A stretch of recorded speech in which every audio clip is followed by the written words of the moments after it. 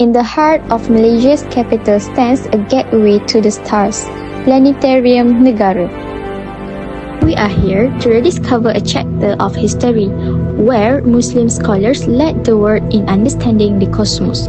We chose this topic because too few people know that Islamic civilization once illuminated the skies, both spiritually and scientifically. Students confused when asked about Muslim astronomers. When we think of astronomy today, names like Galileo, Newton, or Copernicus come to mind. But what about Al-Khwarizmi, Al-Battani, Al-Tusi, Ibn al-Shatir? These names are barely mentioned, even though they laid the groundwork for modern astronomy.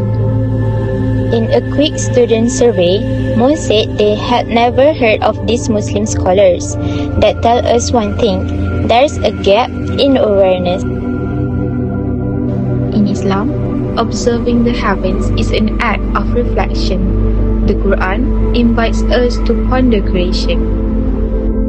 Indeed, in the creation of the heavens and the earth, and the alternation of night and day, are signs for those of understanding. Surah Ali Imran, verse 190. The divine call led to centuries of Islamic exploration into astronomy. Al-Battani refined the solar year.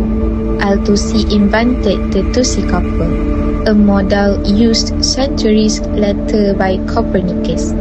Ibn al-Shatir created planetary models, astonishingly close to our modern understanding. And don't forget the astrolabe, a tool used by Muslims to calculate prayer times, find the Qibla, and track lunar months. Islamic scholars were not just religious. They are scientists, mathematicians, and astronomers. They made groundbreaking discoveries that advanced human knowledge in medicine, engineering, and philosophy.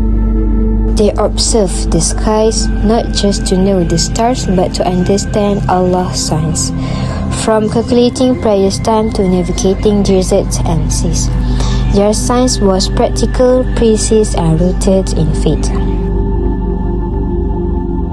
Many people don't realize that tools like the astrolabe were developed and perfected by Muslim scientists.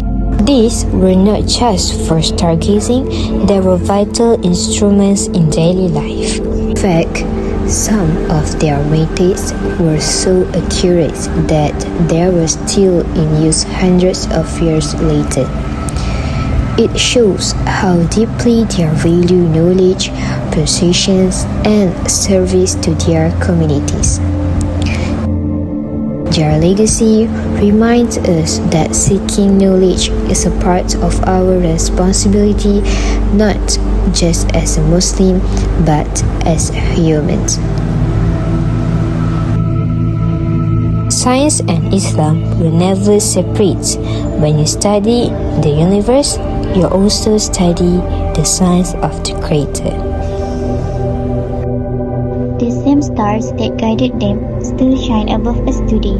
Their tools may be forgotten, but their curiosity, precision, and faith live on. Because in Islam, the search for knowledge is more than science, it's a journey of the soul.